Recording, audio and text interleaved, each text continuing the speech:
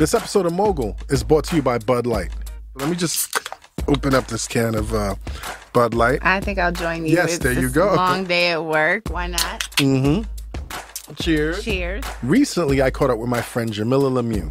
She's a writer and a culture critic. And we talked about everything from Rihanna's new boyfriend to her 4-year-old daughter's obsession with the group New Edition. She knows their names. She knows at 4 trivia. years old. She knows the bodyguard. And she's talking about Gerald Bubsy. And we had a New Edition themed birthday party for her 4th birthday party. It's really something else. Jamila's the type of person, like, you can talk to her about anything from, like, the ratchet to the fun to things that are pretty deep. And, you know, we got pretty real, and then I ended up telling her what I really appreciate most about our friendship.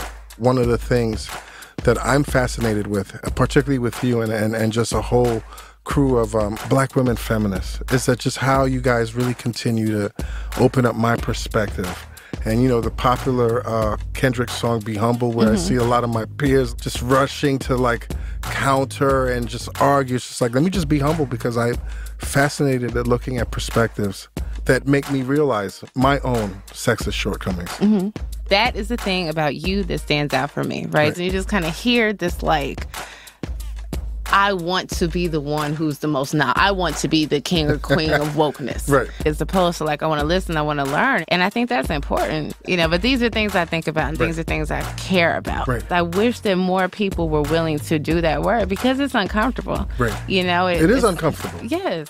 These days, friends are the people you just want to kick back and talk to, who keep you on your toes, and who you appreciate for making you think about things you never thought about before. It just makes sense. Thank you. Yeah, thank you. Thank you. Thank you for having me. Thank you. Bud Light, famous among friends. Enjoy responsibly. Man, basic question, man. Why do they call you Fat Joe? Man, since I was a little kid, I was overweight, and everybody in my building and in my projects always called me Fat Joey. So I took it as a term of endearment and just always rocked out with it. I'm Reggie Ossé, and this is Mogul, the life and death of Chris Lighty, a production of Gimlet Media and the Loudspeakers Network.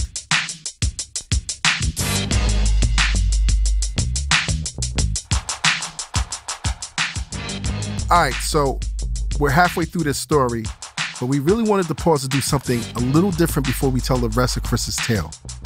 One of the people we interviewed for Mogul was Fat Joe, and those of you who've heard an interview with Fat Joe will know that the man is an incredible storyteller. And when we spoke to him, Joe dropped a couple of ill stories about Chris that we couldn't fit into a standard episode, but we still wanted to share them with you right here in full. Before we get into this, a warning. If you have strong reactions to descriptions of violence, you may want to skip this episode.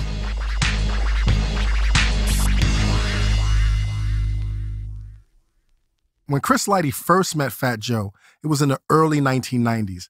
Chris was building his reputation as an executive, but he still kept his ear to the streets. And that's where he found Fat Joe, in the streets of the Boogie Down Bronx, the same streets that Chris came from. Back then, Joe was starting to build a reputation as a rapper, but a lot of people in the hood had heard about him for something else. Fat Joe was a drug dealer. Now, a lot of rappers sold a little weed on the side and spit about being on El Chapo status and such. But in Fat Joe's case, this was no exaggeration. Fat Joe was official, a big-time drug dealer. And when Chris first went to meet him to discuss the possibility of signing him, that's exactly what he was doing. So at the time I was hustling, you know, like big drugs, you know, and so I didn't really take him rap seriously. And Chris Lighty came to my spot, like a drug place, one of my drug locations. I got a Benz there, Beamer there, I got gold chains on, I'm watching shit. Was it an apartment or like a store? Nah, it was in the streets. So I had like a building, it was an old coffin factory, and we had it all cemented up, and we had the hole in the wall, and the picture would be by the wall. We would double cement it and put steel so the police won't get in there, and they would pitch through the fucking wall. Pitch means like, yo, what you want, a bundle of dope? All right, it's $100. $100. So we had a guy behind the door, almost like if you went to a check cashing place. You never even could see him. And then we would control the crowd outside, like, you know, two at a time, keeping them moving like that and watch out, you know. It was like a fortress. So the cops really never busted nobody in there. They didn't want to. Too much, you couldn't even get in there. Like, you know what I'm saying? He came to the spot, my nigga. Yeah. He walked up on me. He didn't walk up no fancy car, no crew, one deep. He was like, yo, what's up? He was like, you Fat Joe, right? And I was like, yeah, I'm Fat Joe. He was like, Chris, I'm Baby Chris. And I was like, yeah, I know who you is. And he was like, yo, I think you could be a dope rapper. I think you could be. And I was like, word? And he was like, nigga, I signed a contract in the middle of the street. He came with the contract. I think I made $35,000 or some shit. And I signed, and I was showing everybody the contract. They didn't believe me, like all the hustlers. And from that point on, I left the drug game and I just went legit. Just because he left the drug game didn't mean he could let his guard down. Fat Joe still had enemies. And one day, his past caught up with him. This is the story of how Fat Joe got shot. Tell a story? How did you ain't never hear that story, bro. That's the realest story. I don't tell those stories because then you think I lied. You know, but it's a fact. There was a kid I used to pick on all the time. He owed me like $10 and I would see him all the time and tell his friends, yo, that nigga owe me $10. That nigga owe me $10. So I would like fake threaten him. I really didn't want to hurt him, but I would fake threaten him every time I saw him. One day it was 4th of July and we was having a picnic and we were playing softball. And I had maybe 100 niggas with me. We had maybe 15 guns in the park. Of course, I go to get my Diet Pepsi. I'm out the store. The kid is standing out there with a black leather trench coat. It's like 100 degrees. Me, 2016, I would have knew something was funny. I thought I was invincible, the hottest, the craziest nigga on earth. I went and bought a Diet Pepsi like this size, and there was still bottles. Now I say, yo, man, what the fuck you doing out here, man? And he had this like deranged face. And he was like looking at me, smiling. Like, yo, my nigga, you got my $10, nigga? And he was just looking at me like he was lost, like in his zone. So then he pulls out the gun. And when he pulled out the gun, I still looked at him and said, no, my nigga, what the fuck you gonna do with that gun? You fucking crazy? So I hit him in his forehead so hard with the Diet Pepsi that I watched sawdust. The bottle dissolved into sawdust. That's how hard I hit him. And he was a black dude, and there was a fucking white line looking like lightning. It was white meat. And then the blood started coming, and I look at his face, he just started laughing. And I knew that was it. He cocked the shit back. So at that point I knew, oh shit, I gotta run. It's crazy because I turned around and I started running. It was 4th of July, so people are in the street and everything. So I'm running in the middle of the street, he's shooting.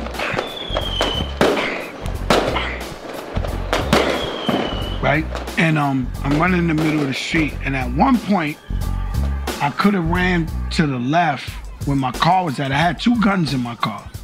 I could have ran to the left and got away. I would have got away without getting hit, but there was a bunch of little kids playing there. And in that split second that I thought about, should I go to the left and go and get away? But I know these little kids are gonna get hit. And I thought about that very split second that I thought about, fuck it, keep running straight.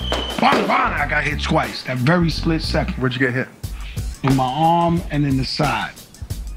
Now I got a white t-shirt on. The whole shit was red.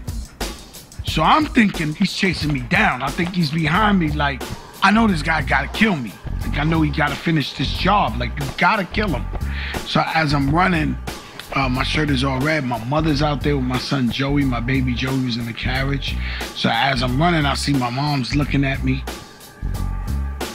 This was crazy, man. I remember seeing my son in the carriage. So then when I get to my car, I remember going under my seat in the passenger side and pull out the guns and felt like it was a movie. Like I was like, I think he's gonna jump on the hood and air me out, right? So I remember grabbing the guns and going like, yeah, nigga. And when I went like this, I was like, oh, I start fainting. And then my Uncle Willie jumped in the driver's side and drove me to the hospital. My Uncle Willie was driving me. He was dumb nervous. And I was like, yo, I can't get blood on my seats. This shit was a new Beamer. It's like, yo, I can't get blood on my seats, Uncle Will.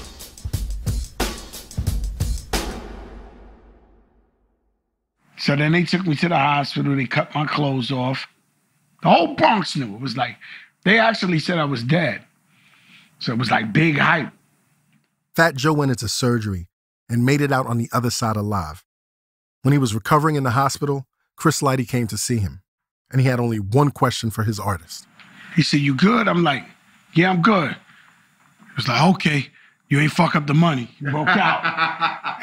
He broke out me. I guess that was some gangster shit. I was like, yo, this nigga ain't give a fuck about me, man. He just came over here straight business. Right. Nah, I always say he's a piece of shit, a businessman. I told him that. I said, yo, Chris, you're a piece of shit. He was like, nah. I had to make sure my money was straight.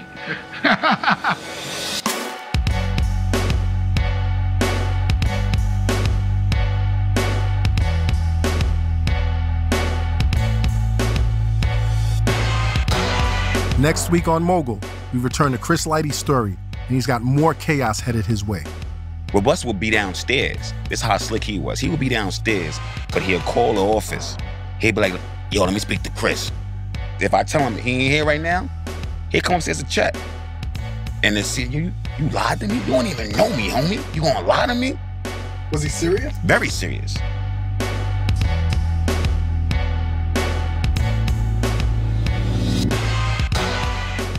This episode of Mogul is a production of Gimlet Media and the Loudspeakers Network. It was produced by Eric Eddings and Meg Driscoll, with help from Isabella Kulkarni, Jonathan Mena, and Peter Bresnan. Our senior producer is Matthew Nelson. Our editors are Lynn Levy, Caitlin Kenny, and Chris Morrow. Sound design and mixing by Haley Shaw. This episode was scored by Nana Kwabena with additional music by Haley Shaw. If you like what we're doing here, please go rate and review us on Apple Podcasts. It's a great way to help new people find out about the show. Come on, B. Do it for the culture. Got internets? Got Twitter? Follow us for all of the latest news and a behind-the-scenes look at the making of the show. Our handle is @Mogul.